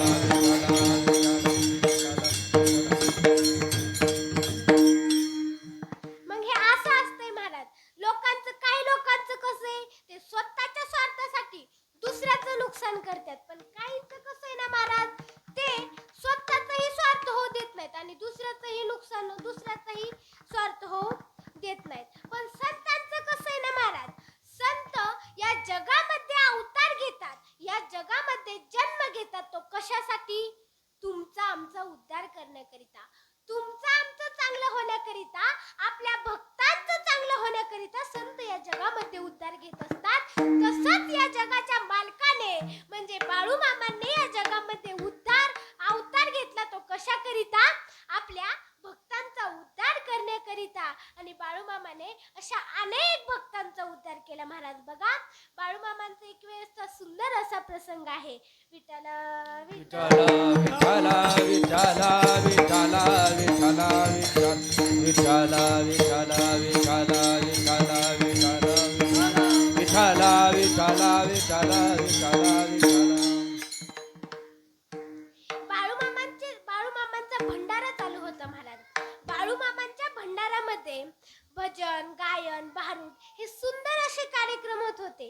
मग त्याच भंडाऱ्यामध्ये मामांनी कीर्तनाचा कार्यक्रम सुद्धा करायचा ठरवला. मग त्याच काळी पश्चिम महाराष्ट्र आणि कर्नाटक या परिसरामध्ये एक गाजलेले नामांकित कीर्तनकार होते. शिरोमणी पदवी भेटली होती त्यांना महाराज. त्यांचं नाव होतं हबप नारायण बुवा गोंधळी. त्यांचं हे नाव होतं महाराज. मग तेव्हा मामांनी ठरवलं की यांचंच कीर्तन आपण आपल्या भंडाऱ्यामध्ये ठेवायचं, कारण यांचं कीर्तन ऐकण्याकरिता लोक लांब लांबून येत होते महाराज. मग मामांनी काय केलं, आपले जे भक्त होते ना जयराम पाटील, जयराम पाटलांना गोंधळी बुवांच्या गावाला गोंधळी बुवांना आणण्याकरिता पाठवलं. मग जयराम पाटील गोंधळी बुवांच्या गावाला गेले, पण तिथे एक वेगळाच प्रकार घरून बसला होता महाराज. ते खूप गाजलेले कीर्तनकार होते आणि तुम्हाला तर माहिती, आपण पुढे जायला लागलो की आपल्याला मागं खेचणारे, आपल्यावर जळणारे भरपूर असतात. तसंच त्यांचा आवाज खूप सुंदर होता. ते खूप मोठे कीर्तनकार होते. त्यांना शिरोमणी पदवी भेटली होती. म्हणून एक गृहस्थांनी, क्रूर विचाराच्या गृहस्थांनी त्यांच्या पाण्यामध्ये त्यांना केशर दिलं होतं आणि त्याच्यामुळे त्यांचा पूर्ण आवाज निघून गेला होता महाराज. इतका सुंदर आवाज त्यांचा, हात जवळून जरी बोललं ना महाराज तरी सुद्धा स्पष्ट ऐकायला येत नव्हता. मग ज्यावेळी जयराम पाटील मामांच्या भंडाऱ्यातली कीर्तनाची तारीख घेऊन, मामांचा निरोप घेऊन जेव्हा गोंधळी बुवांच्या घरी गेले ना, तेव्हा गोंधळी बुवा खूप रडू लागले. म्हणले की काय माझं दुर्भाग्य आहे हो, की माझ्या साक्षात त्या जगाच्या मालकाने मला निरोप धाडावा, त्या जगाच्या मालकाने मला कीर्तनाकरिता बोलवावं आणि माझा आवाज गेलेला असावा. किती मी दुर्भाग्य आहे हो, माझं किती नशीब कमी आहे, असं तेव्हा ते म्हणले आणि रडायला लागले. त्यावेळी जयराम पाटलांना आता काय करावं कळत नव्हतं. आता मामांनी तर आपल्याला गोंधळी बुवांना कीर्तनाकरिता आणण्यासाठी पाठवले आणि इकडं मामांनी सगळ्यांना सांगून ठेवले की या भंडाऱ्यामध्ये हबप नारायण बुवा गोंधळी यांचं कीर्तन आहे. ते नामांकित कीर्तन आहे, त्यांना शिरोमणी पदवी भेटलेली आहे आणि त्यांचं कीर्तन ऐकण्याकरिता भरपूर लोकांची गर्दी जमली आहे. आणि इकडं तर गोंधळी बुवांचा आवाजच गेलेला आहे, ते कीर्तनच करू शकत नाही. मग एवढं सगळं माहीत असून सुद्धा त्यांना माहित होतं मामांची कीर्ती किती मोठी, मामांचा चमत्कार किती मोठा आहे. ते म्हणले, बुवा तुम्हाला जर दुसऱ्या माणसांनी कीर्तनाची तारीख दिली असती, दुसऱ्या माणसांनी तुम्हाला जर कीर्तनाला बोलवलं असतं ना, तर मी समजलं असतो की तुम्ही कीर्तन करणं अशक्य आहे. पण तुम्हाला या जगाच्या मालकाने म्हणजे बाळू मामांनी कीर्तनाकरिता बोलवले. त्यांना तुमच्या आधी आणि माझ्या आधी हा सगळा प्रकार माहित असेलच. फक्त तुम्ही काय करा, तुम्ही तुमचं काम करा, ते त्यांचं काम करतील. मग तरी सुद्धा बुवांनी विचार केला की बाबा आपण इतकं गाजलेलो आहोत, आपल्याला शिरोमणी पदवी भेटली आणि आपण जर कीर्तनाकरिता उभं राहिलो आणि आपला जर आवाजच निघला नाही तर त्या लोकांमध्ये आपली किती इज्जत जाईल, असा विचार गोंधळी बुवांनी केला. आणि ते म्हणले की जाऊ द्या, मी माझा घरीच बरा आहे, तुम्ही काय करा, दुसऱ्या कीर्तनकाराला तारीख द्या. पण त्यावेळी जयराम पाटलांनी गोंधळी बुवांचं काहीच ऐकलं नाही महाराज. ते काय म्हणले, मी तुमचं काहीच ऐकणार नाही, तुम्ही फक्त मामांकडे चला आणि मामांचं दर्शन घ्या. मग तसंच ते मामांकडे गेले. सगळ्यांना कीर्तनाची उत्सुकता होती महाराज. इतके मोठे गाजलेले कीर्तनकार यांचे कीर्तन ऐकण्याकरिता सगळ्यांची गर्दी जमली होती महाराज. मग तेव्हा तिथं गोंधळी बुवा गेले, त्यांनी मामांचं दर्शन घेतलं. कीर्तनाचा पहिला अभंग झाला आणि कीर्तनाला सुरुवात करण्याआधी मामांचे जे भक्त होते ना महाराज, भंडाऱ्यामध्ये तर तुम्हाला तर माहिती, तिथं भंडारा लावल्याशिवाय कीर्तनाला सुरुवात करत नाही. मग तिथं कीर्तनाला सगळ्यांना भंडारा लावला मामांच्या भक्तांनी. शेवटी महाराजांना म्हणजे गोंधळी बुवांनाही भंडारा लावला. पण काय झालं महाराज, जेव्हा ते भंडारा लावत होते ना, तेव्हा तो भंडारा त्यांच्या शर्टवर पडला आणि त्या शर्टवरचा भंडारा त्यांनी झाडला महाराज. मग हे मामांनी बघितलं. मग मामा उठले. मामांनी आपल्या भक्ताच्या हातातलं भंडाऱ्याचं ताट घेतलं घेतलं आणि ते जसं ताट आहे ना महाराज, ते तसं ताट गोंधळी बुवांच्या डोक्यावर ओतलं. मग जसं डोक्यावर ओतलं तसं गोंधळी बुवांना कळलं की आता मामांनी, साक्षात जगाच्या मालकांनी आपल्या डोक्यावर भंडारा ओतलाय. त्यांचीच इच्छा होती आपण नाहून निघावं, मग आपला उद्धार हा होणारच.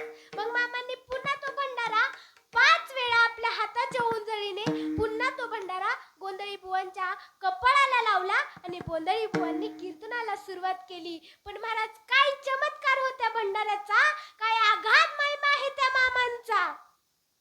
ज्या वेळेस मामांनी भंडारा लावला ना गोंधळी बुवांच्या कपाळाला, त्यावेळेस गोंधळी बुवांचा आवाज जवळून सुद्धा स्पष्ट ऐका येत नव्हता. त्यांचा आवाज 2-3 हजार पब्लिक मध्ये असा लांब आवाज एकदम स्पष्ट ऐकायला जाऊ लागला. मग त्यावेळी सगळं तिथले श्रोते मंडळही त्यांच्या कीर्तनात रंगून गेले. त्यांच्या कीर्तनात आनंदाने डोळू लागले. तिथलं वातावरण अगदी आनंदीमय झालं महाराज. तिथलं वातावरण अगदी भक्तिमय झालं.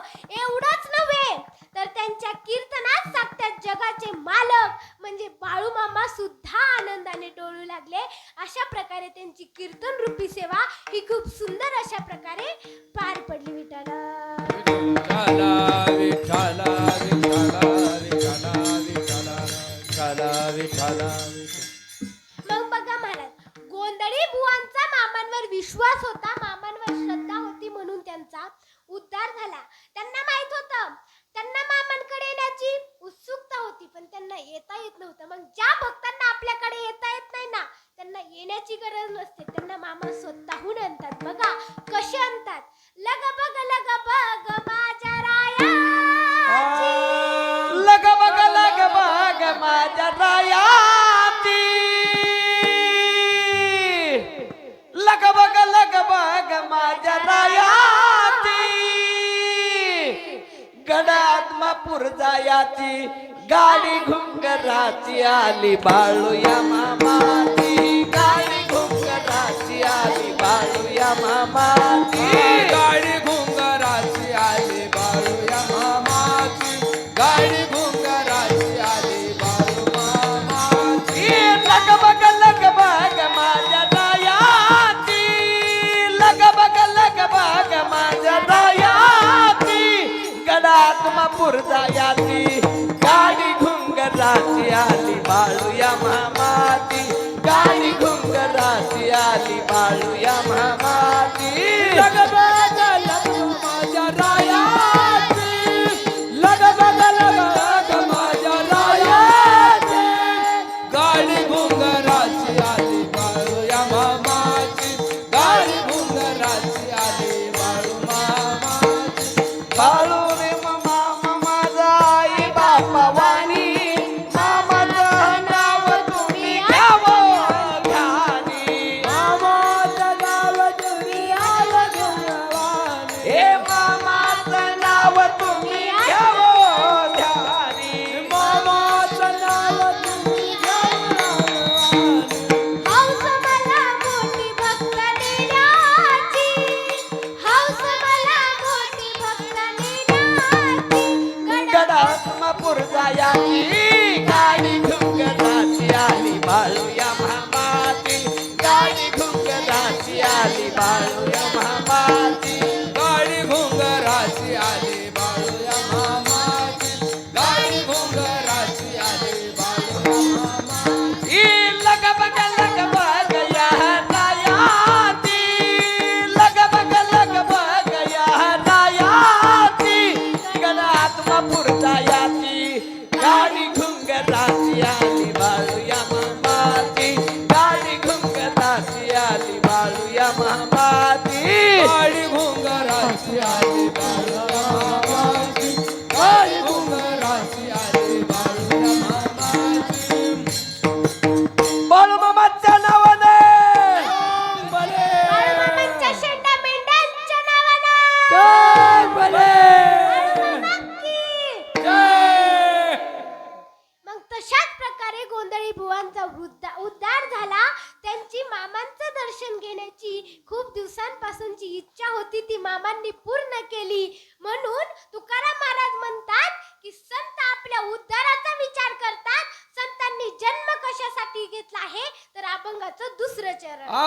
अवतार तुम्हा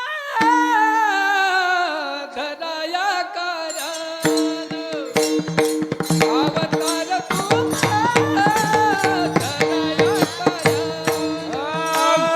अवतार तुला दरया करण अवतार तुला दरया करण अवतार तुम्हा धराया कारण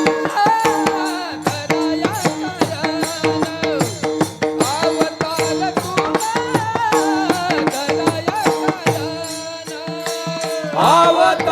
तुम्हा धराया कारण अवतार तुला दरया करण अवतार तुला दरया करण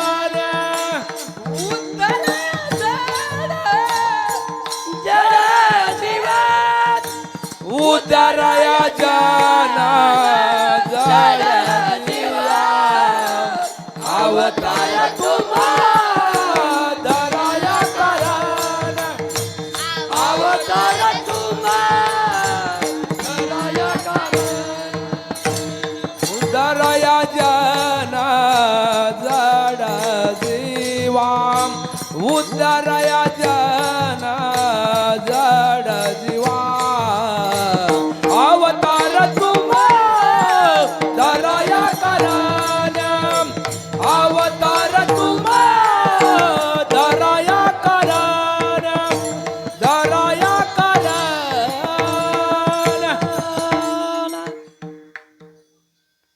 अवतार तुम्हा धरया कारण उद्धराया जन जड जीवा. तुकाराम महाराज म्हणतात की संत या मृत्यू लोकामध्ये अवतार का घेतात तर आपला उद्धार करण्याकरिता, पण त्याच्याकरिता आपल्याला त्यांच्यावर विश्वास ठेवण्याची गरज आहे, त्यांच्यावर श्रद्धा ठेवण्याची गरज आहे, त्यांच्यावर भाव असणं फार गरजेचं आहे महाराज. जेव्हा आपला तर देवावरती भाव असतो, त्या संतांवरती पूर्ण विश्वास असतो ना, तेव्हा आपला उद्धार हा नक्कीच होतो महाराज. मग तसंच बाळूमामांचे जे भक्त आहेत ना महाराज, त्यांचाही बाळूमामांवर खूप विश्वास होता महाराज, खूप श्रद्धा होती हो. जे बाळूमामा म्हणतील ना, मग ते कितीही वाईट असू द्या, ते कितीही कडू असू द्या, पण त्यांना माहित होतं जे बाळूमामा म्हणतील ना तेच खरे, मग ते तेच करत होते. बघा, एकदा एक बाळूमामांचा खूप जवळचा भक्त होता. तो डॉक्टर होता महाराज, डॉक्टर गरड म्हणून. मग ते डॉक्टर गरडांना एक वेळेस काहीच खाता येत नव्हतं, काहीच पिता येत नव्हतं. मग त्यांनी खूप मोठ्या डॉक्टरांकडे गेले, खूप मोठ्या डॉक्टरांकडे ट्रीटमेंट घेतल्या, पण त्या डॉक्टरांनी त्यांना सांगितलं की तुम्हाला कॅन्सर झाला आहे आणि आता याच्यावर एकमेव उपाय म्हणजे तुम्हाला ऑपरेशन करावं लागेल. मग डॉक्टर गटांनी विचार केला की आपण ज्या डॉक्टरकडे जाऊ तो एकच उपदेश करतोय की काय तुम्हाला ऑपरेशन करावं लागेल, पण आपण आधी मामांना विचारावं. या सगळ्यांचा देव म्हणजे बाळूमामा आहेत, आपण आधी मामांचा सल्ला घ्यावा, मामा जे म्हणतील ते आपण केलं पाहिजे. मग ते मामांकडे गेले. मग जसे मामांनी डॉक्टर गरड येत आहेत हे पाहिलं, मग मामा म्हणले, या डॉक्टर कशा आहात, बरे आहात ना? तेव्हा डॉक्टर म्हणले, मामा मी बरा आहे हो, पण मला कॅन्सर झालाय. तेव्हा मामा म्हणले, अरे मग डॉक्टरा, तुला कॅन्सर झालाय तर तू डॉक्टरकडे जा ना, माझ्याकडे कशाला आलाय? मी थोडीच डॉक्टर आहे, मी थोडीच तुझा उपचार करणार आहे. तेव्हा ते डॉक्टर गरड म्हणले की मामा, अहो तुम्हीच जर असं बोललं तर आमच्यासारख्या निष्पाप जीवाने, आमच्यासारख्या भक्तांनी कोणाकडे जायचं? मामा म्हणले, अरे मग डॉक्टर मी काय याचा उपचार करू शकतो? तेव्हा ते म्हणले, मामा अहो तुम्ही तर विश्वाचे कल्याण करते आहात, तुम्ही विश्वकर्ते आहात, तुम्ही या जगाचे मालक आहात आणि तुम्हीच आम्हाला विचारताय की मी याच्यावर काय उपचार करू? मग तेव्हा मामा म्हणले की अरे डॉक्टरा, मी तुला एक सल्ला देतो बाबा, पण तू ऐकला पाहिजे, तू करशील का? तो डॉक्टर म्हणले, मामा तुम्ही काहीही सांगा, मी ते करायला तयार आहे. अगदी तुम्ही विष प्यायला जरी सांगितलं तरी मी ते प्यायला तयार आहे, फक्त तुम्ही मला सल्ला द्या आणि मला ह्या आजारातून मुक्त करा. मामा म्हणले, जा तू मिरची पावडर घेऊन ये आणि त्या मिरची पावडरच्या पिशवीतून 3 मुठी मिरची पावडर खा. मग डॉक्टर म्हणले, बरं मामा, लगेच घेऊन येतो. डॉक्टरांनी मामांवर विश्वास ठेवला, मामांवर श्रद्धा ठेवली, मामांवर भाव ठेवला आणि ते लगेच गेले. मिरची पावडरची पिशवी आणली आणि मिरची पावडरच्या पिशवीमधून मामांसमोरच 3 मुठी मिरची खाल्ली. महाराज, त्यांच्या नाकातून, त्यांच्या डोळ्यातून पाणी गळू लागलं, त्यांना तिखट लागलं, त्यांची आग होऊ लागली तोंडाची. महाराज, तेव्हा त्यांचा आग होऊ लागली, तरी सुद्धा त्यांनी मामांना काही म्हणले नाही आणि शेवटी त्यांनी मामांच्या सांगण्यावरून मामांवर विश्वास ठेवला, मामांवर श्रद्धा ठेवली, मामांवर भाव ठेवला आणि मामांच्या सांगण्यावरून 3 मुठी मिरची पावडर खाल्ली, कसलाही विचार न करता. म्हणून त्यांचा कॅन्सर सारखा मरणाला घातक ठरणारा रोग 3 मुठी मामांच्या सल्ल्याने तो रोग एका दिवसातच निघून गेला. महाराज, मग तो रोग निघून गेला. महाराज, मग त्यांनी मामांचं दर्शन घेतलं व म्हणले, मामा, अहो तुम्हीच तर म्हणलं होतात ना, जा डॉक्टरांना दाखव, जा डॉक्टरांकडून उपचार घे. पण काय झालं मामा? अहो आमचे डॉक्टरच तुम्ही आहेत, आमचे माय बापच तुम्ही आहेत.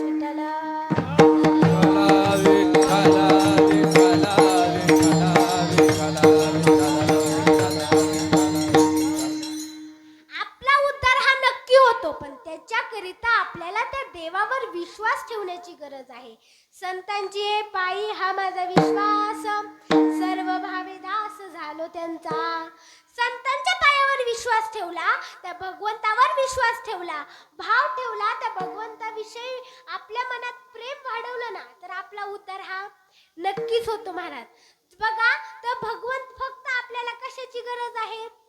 त्या देवावर विश्वास ठेवण्याची, भाव ठेवण्याची गरज आहे. महाराज बघा, तो भक्त, तो देव आहे ना महाराज, तो देव आपला भक्त कितीही मोठ्या संकटात असू द्या आणि त्या भक्ताचा आपल्यावर भाव असू द्या, आपल्यावर विश्वास असू द्या, आपल्यावर श्रद्धा असू द्या, तो देव त्या भक्ताचा उद्धार करण्याकरिता अवतार हा नक्कीच घेतो.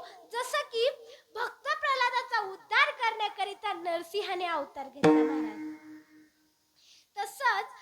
तसंच महाराज, तो देव असा आहे ना महाराज, तो देव एक वेळ आपला शब्द खोटा ठरवतो, पण आपल्या भक्तांचा शब्द कधी खोटा ठरवू देत नाहीत. बघा, पंढरपूरला जाताना एक गाव लागतं महाराज. त्या गावामध्ये एक बाई अशी होती की ती बाई त्या पंढरपूरला जी वारी जाताना जे वारकरी असतात ना महाराज, त्या प्रत्येक वारकऱ्याला आपल्या घरी बोलवायची, जेवण घालायची, त्यांची सेवा करायची, त्यांचे दर्शन घ्यायची, मनाभावातून सेवा करायची. महाराज असा तिचा दिनक्रम चालू होता. मग एके दिवशी त्याच वाटेने नारद मुनी चालले होते. महाराज मग तिने नारद मुनींनाही बोलवलं, नारद मुनींचाही सुंदर असा पाहुणचार केला, नारद मुनींचीही सेवा केली, नारद मुनींचंही दर्शन घेतलं. मग तेव्हा नारद मुनी म्हणले, का ग बाई, तुला लेकरू बाळ आहे का? तेव्हा ती म्हणली, नाही. किती वर्ष झाले? 5-6 वर्ष झाले लग्नाला, पण लेकरू बाळ काय नाही. मग नारद मुनीला राग आला. नारद मुनी म्हणले, काय देवाचा न्याय आहे हा? जे देवाची भक्ती करत नाही, जे देवावर श्रद्धा ठेवत नाही, त्याच्या घरी 2-3 लेकरं असतात. आणि जे देवावर विश्वास ठेवते, देवाच्या वारकऱ्यांची, देवाच्या भक्तांची सेवा करते, वारकऱ्यांची सेवा करते, त्यांचाच उद्धार नाही, त्यांचंच चांगलं नाही. हे असा विचार नारद मुनींनी केला. नारद मुनी देवाकडे गेले. नारद मुनी राग विठ्ठलाकडे गेले आणि म्हणले, काय रे विठ्ठला, तुझा हा न्याय आहे? अरे ती बाई प्रत्येक येणाऱ्या वारकऱ्याला जेवण घालते, प्रत्येक येणाऱ्या वारकऱ्याची सेवा करते, प्रत्येक येणाऱ्या वारकऱ्याचं दर्शन घेते, तिलाच लेकरू बाळ नाही. असं कसं न्याय रे तुझा? जे तुझं चांगलं करते, जे तुझी सेवा करते, जे तुझी भक्ती करते, त्यालाच काय फळ नाही, आणि जे तुझी सेवाच करत नाही, जे तुझ्याकडे डोकून सुद्धा बघत नाही, त्याला तू त्याचं कितीही चांगलं करतोस.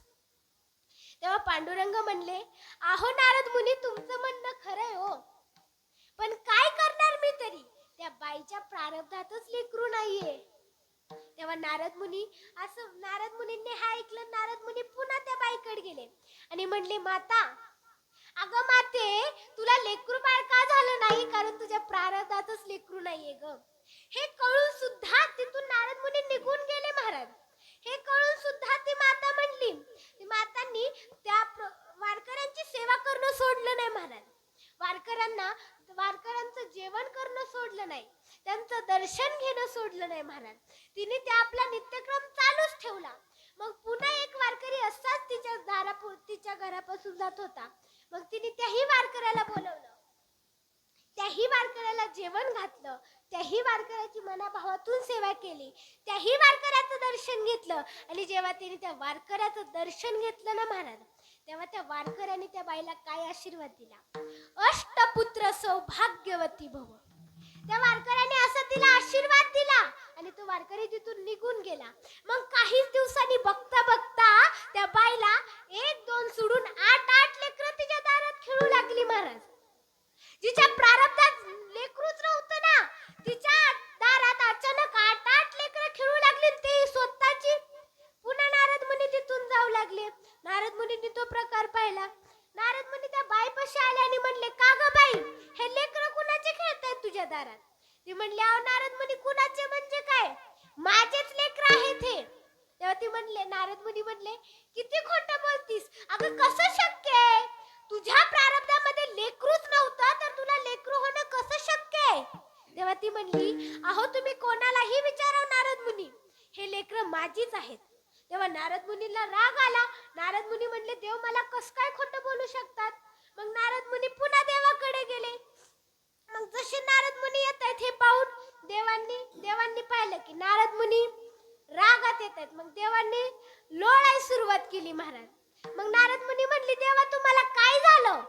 देव म्हणले की नारद मुनी, जा पटकन, मला माणसाचं काळीज लागतंय. माणसाचं काळीज आणल्याशिवाय मी काय जिवंत राहू शकत नाही. मग पुन्हा नारद मुनी विठ्ठलाची सेवेकरी काळी शोधण्याकरिता निघाले. मग तेव्हा त्यांनी सगळीकडे काळी शोधलं, पण आपलं स्वतःच काळीज द्यायला कोण तयार आहे हो महाराज? मग शेवटी एक शेतकरी होता. त्या शेतकऱ्यांनी दिवसभर शेतात काम केलं. दुपारची वेळ होती महाराज. त्यांनी काय केलं, भाकरी खाण्यासाठी तो एका झाडाखाली बसला होता. मग तो म्हणत होता, विठ्ठल विठ्ठल विठ्ठल विठ्ठल विठ्ठल. मग तो विठ्ठल विठ्ठल जप करत होता. मग तेव्हा नारद मुनी तिथं आले आणि नारद मुनी म्हणले, अरे आता काय विठ्ठल विठ्ठल करतो? त्या विठ्ठलाला माणसाचं काय दिल्याशिवाय तो विठ्ठल काय जगत नाही. मग त्यांनी कुठलाही विचार न करता तो विळा होता ना खाली पडलेला, तो विळा घेतला आणि आपलं काळीज काढलं आणि नारद मुनीच्या हातात दिलं. मग पुन्हा नारद मुनी ते काळीज घेऊन पुन्हा विठ्ठलाकडे गेले आणि बघतात तर काय, विठ्ठल तर सिंहासनावर बसलेत. विठ्ठलांना तर काहीच झालं नाही. मग ते म्हणले, विठ्ठल काय चाललंय तुमचं? तुम्ही आधी म्हणलात की त्या बाईच्या प्रारब्धामध्ये लेकरूच नाही. काही दिवसांनी मी बघितलं तर तिला अंगणात 8-8 लेकरं खेळायला लागली आणि आता म्हणलात मला माणसाचं काळीज दिल्याशिवाय मी जगूच शकत नाही आणि माणसाचं काळीज घेऊन आलं तर तुम्ही तर सिंहासनावर बसलात. नक्की तुमचं चाललंच काय? तुम्ही मला खोटंच कस काय बोलू शकतात? मी तर तुमचा भक्त आहे ना. तेव्हा देव म्हणले की अरे हा नारद मुनी, तुम्ही माझे भक्त आहेत हे खरे, पण माझ्या भक्ताचा शब्द खोटा ठरू नये म्हणून मला हे सगळं करावं लागलं. नारद मुनी म्हणले, देवा मी तर तुमचा भक्त आहे, मग तुम्ही अशा कोणत्या भक्तासाठी मला खोटं बोललात? मग असं कोणत्या तुम्ही त्या भक्तासाठी मला कस काय खोटं बोलू शकतात? तेव्हा देव म्हणले, नारद मुनी, मी जेव्हा तुम्हाला म्हणलं की मला काळीज आणून द्या, तेव्हा काळीज तर तुमच्याकडे पण होतं, पण तरी सुद्धा तुम्ही दुसऱ्याकडे मागण्याकरिता गेलात आणि त्या शेतकऱ्यांनी स्वतःचा विचार न करता मला काळीज दिलं. आणि ज्या शेतकऱ्यांनी तुम्हाला काळीज दिलं ना नारद मुनी, त्याच शेतकऱ्यांनी त्या बाईला, त्याच शेतकरी वारकरी होता आणि त्याच वारकऱ्यांनी त्या पंढरीचे वारकरी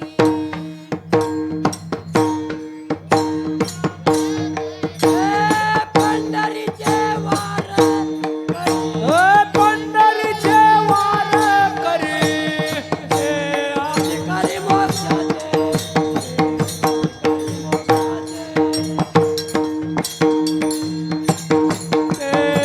अधिकारी मोक्षाचे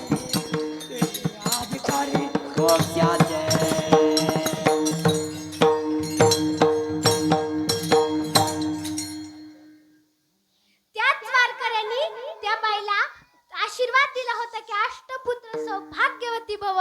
म्हणून माझ्या भक्ताचा शब्द खोटा ठरू नये म्हणून मला माझा शब्द खोटा करावा लागला. विठ्ठल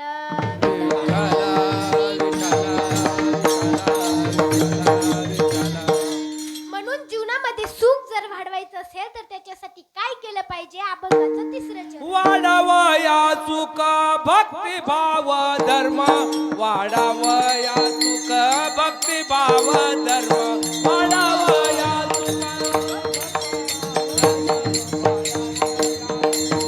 भक्ती भाव धर्म वाढावया सुख भक्ती भाव धर्म वाढावया भक्ती भाव धर्म वाढावया सुख भक्ती भाव धर्म वाढावया सुख भक्ती भाव धर्म वाढावया सुख भक्ती भाव भक्ती भाव धर्म कुळाच्या राम विठोबाचे कुळाचार नाम विठोबाचे कुळाचार नाम विठोबाचे कुळाचार नाम विठोबाचे अवतार तुम्हा धराया कारण अवतार तुम्हा धराया कारण अवतार तुम्हा धराया कारण अवतार तुम्हा धराया कारण अवतार तुम्हा धराया कारण अवतार तुम्हा धराया कारण अवतार तुम्हा धराया कारण अवतार तुम्हा धराया कारण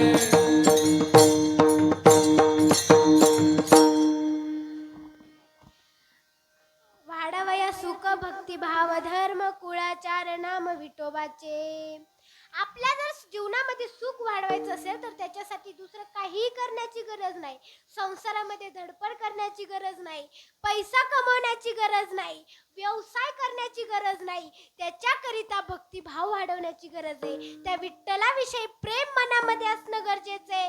त्या विठ्ठलाविषयी श्रद्धा मनामध्ये असणं गरजेचं आहे आणि त्या देवाचं नामस्मरण करणं गरजेचं आहे. महाराज, आपण जर देवाचं नामस्मरण केलं तर आपल्याला सुख हे लागतच. मग अशा या मंगलमय वातावरणामध्ये आपण देवाचं नामस्मरण केलं पाहिजे की नाही?